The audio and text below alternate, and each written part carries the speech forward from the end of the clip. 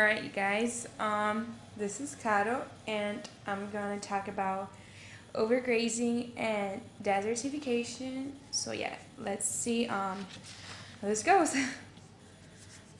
So first, what is overgrazing?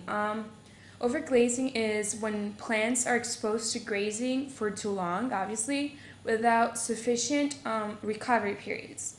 So when a plant is overgrazed, it uses the energy stored in the roots to survive.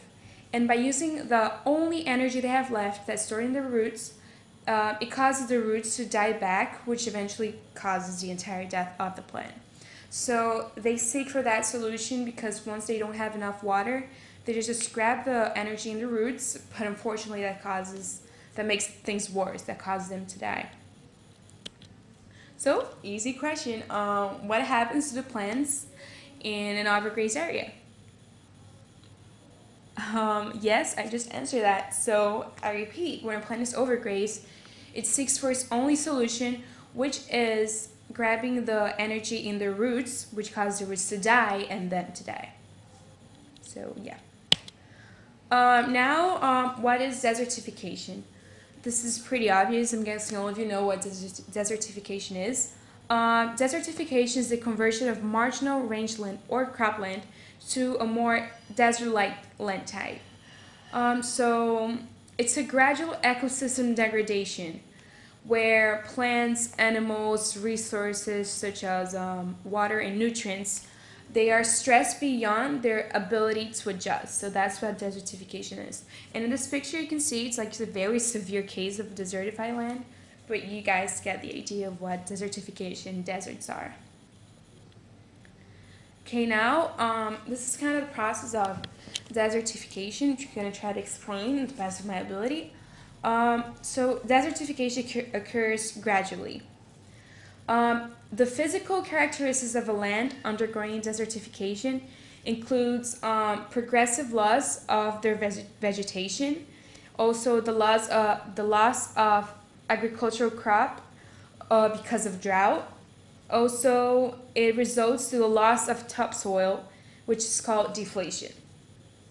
Erosion by wind and water actually removes the silt and clay particles from the land, from the soil, which makes the soil like more vulnerable to changes and erosion. So that wind is what makes the soil turn into sand, maybe, for example. Also, this is actually very interesting. I thought when a land is desertifying, that's a word, people tend to irrigate as much as they can because they think that's the solution. So they start irrigating and irrigating. But actually, the continued irrigation of desertified land, increases the soil salinity, so it makes it more salty. And that contaminates the groundwater. So it's not a very good solution, since if you're like irrigating it too much, you're actually damaging it. So that irrigation actually does little to reverse the loss of productivity in your land. And lastly, wind and water erosion leads to the development of sand dunes, which is like the final step. It's like cherry on top of the desert, sand dunes. So that's kind of how deserts and desertification works. Okay, now different causes for desertification. Deforestation, overcultivation, overgrazing, as explained in the first slide, poor irrigation, and drought. So I'm going to explain kind of each of them. First, deforestation. Deforestation directly leads to lower rainfall and high temperatures, so it's kind of turning into desert. And then overcultivation. Growing too many crops on the same piece of land damages the soil structure and reduces the soil fertility, as we have learned. Overgrazing, as I said before, for example, cattle, sheep, goat, they take away the vegetation and they expose the bare soil. Poor irrigation, it makes the ground too salty. And drought, extended periods of like lower than usual rainfall damages the vegetation since they're used to their schedule of rainfall. Yeah, I think I'm explaining myself. So this is a pretty straightforward picture, but I'm gonna explain it anyway. So more people, more people need more food, so that means more animals. But animals also need to eat. So if there are many animals, they're gonna eat a lot, and they're gonna lead to overgrazing. People also need firewood, which leads to deforestation. And people also for eating need more crops. To gain money, they need crops, and that leads to overcultivation. And then there are natural hazards, for example, insects and crops, and droughts. So all of these that I just mentioned leads to bare soils, which leads to desertification. So that's kind of how it works. Like those are the causes. Okay, so what are the causes of desertification, you guys? Come on, it's an easy question actually. So I'll repeat myself: poor irrigation, drought, overgrazing, overcultivation, and deforestation. Those are the main causes. Okay, so what are the areas affected by desertification? Desertification is actually thought by many to affect only like hot and arid areas, for example, like those in Africa or something.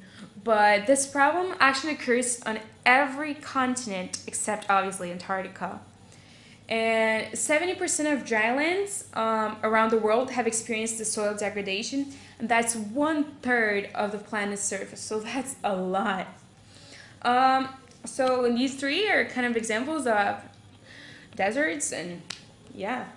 So the first one is actually a U.S. example, the Dust Bowl in the Great Plains. This actually occurred because of a drought in the 1930s, and also because of farming practices. So yeah, that's a U.S. example. And then there's the Sahel or something.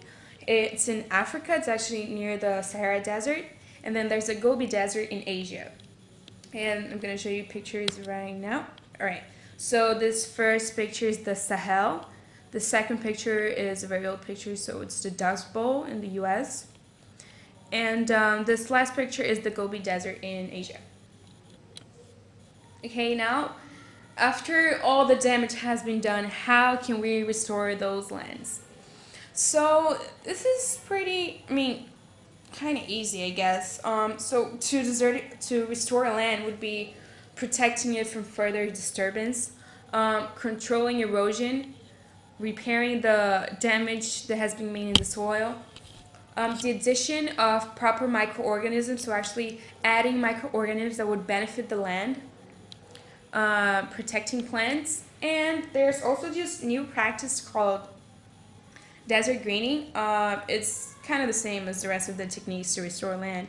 It's pretty much enclosing the land in fences, so it prevents the movement of the sand. Also, obviously, planting, supplying the plants with sufficient water, and once they grow, just taking really good care of them. And all right, can you think of any other solutions to restore land? Yeah, that's kind of hard, but the only thing I've thought is maybe rotating what you plant, as we have learned, to add more nutrients to the soil. That could be it, adding more nutrients to the soil. So yes, that's my presentation. I hope you guys enjoyed it. Yep, that's it. And how do I stop this now, Ms. Wenzel? You never taught me that.